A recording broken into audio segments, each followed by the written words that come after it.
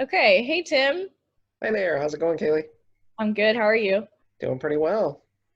All right, so we're here to talk about some changes that have been made to the GoggleWorks website. Yeah, we're pretty excited. We've been working during this quarantine time to try and make our website a little bit more user-friendly as well as a bit more interactive instead of just information sharing about things that happen in the GoggleWorks building. We're trying to make it so that GoggleWorks can happen in your home as well. All right, let's get into it. Do you want to just start off and tell us some things that have changed from the old navigation of the website to the new navigation? Sure, let me go ahead and share my screen here and then I can kind of walk you through it both visually as well as kind of talk you through it at the same time. So I'll go ahead and share my screen here and get us back to the home screen so that people can see what they would find if they were to just Google GoggleWorks and come to our home screen. So some of the things that we've been working on are really on these tabs over here on the side.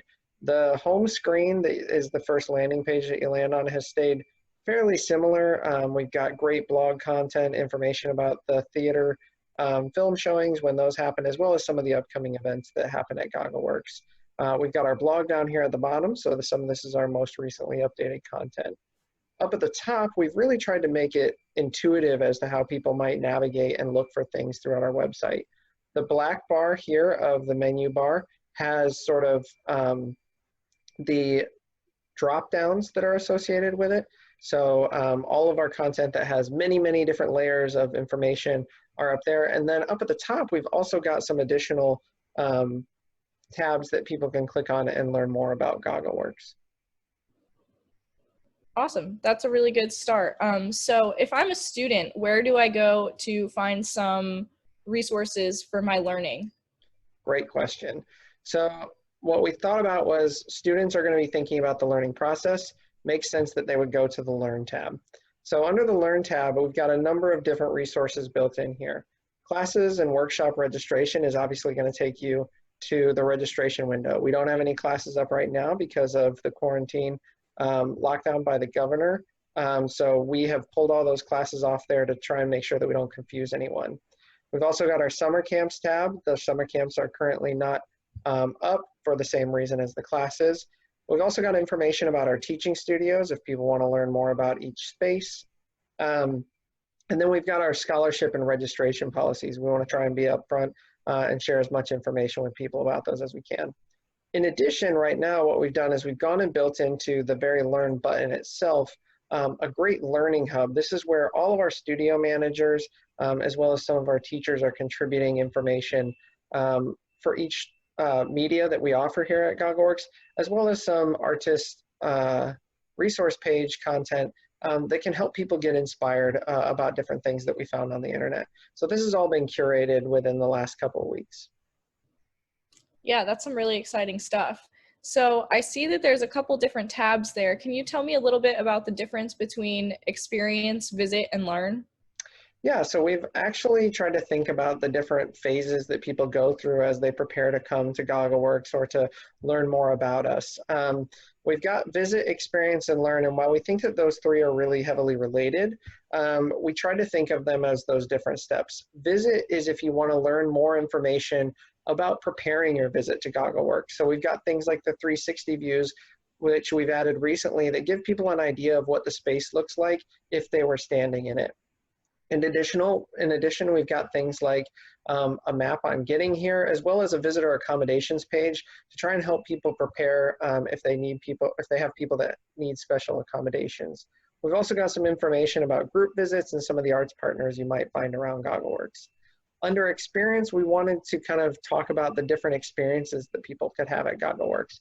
So everything from our galleries, studio artists, our making studios, which also ties into that Learn tab, but then the film theater, the news store, the bistro and bar with Sly Fox, as well as our makerspace in conjunction with the Berks Launchbox. So under each of these, there's also new information that you can learn and new topics. Under galleries, we've got some of our past exhibitions. So if we click on Learn More, we can see a lot of the great shows that have come through GoggleWorks recently, and we'll be updating that as we have new shows. under each of these tabs, you can learn about different facts about the space, and again, sort of better understand what experiences you can expect when you're here. Learn, as we already talked a little bit about, is really specifically for those people that are wanting to learn about the arts, and how they can kind of delve a little bit deeper into each of those topics. So those three topics are really closely related, but we think that we hit the nail on the head as far as detailing exactly what people should expect under each of those tabs. Yeah, that's awesome. So what can we expect from the top part there? Yeah, so up at the top, we've got these extra sort of add-on buttons here.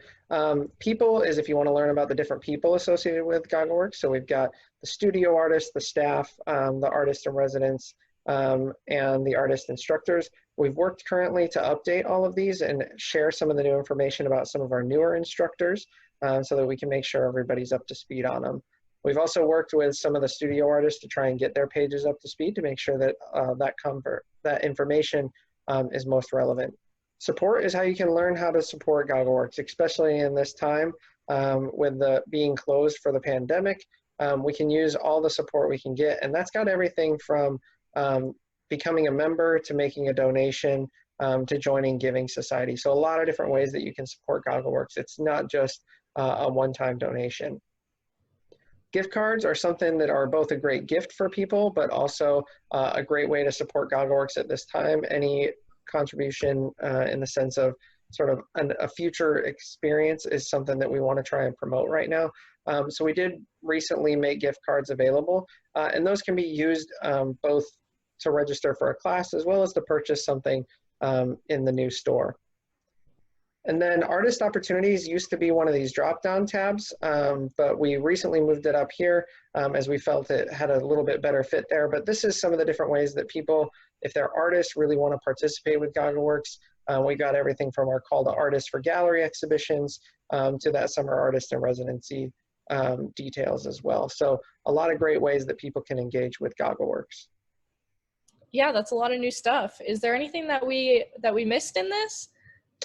Yeah, actually, outreach is a huge component of what we do at GoggleWorks.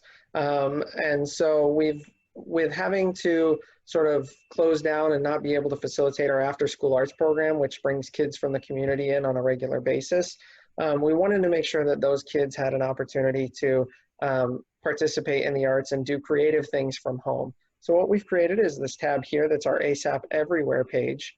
And this has actually activities that kids can do at home. We're working on adding more and more every week. And so, you know, everybody's got some extra toilet paper rolls at home right now. We wanted to give kids an activity to do from home.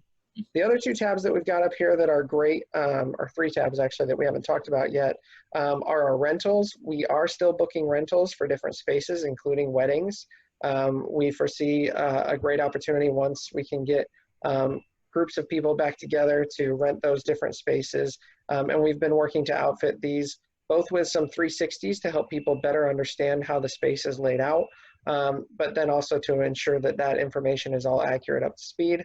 Our calendar really has made it so that it's a little easier to find some of the theater events as well as some of the general upcoming events at GoggleWorks. So we try to make those a little bit easier to sort for people.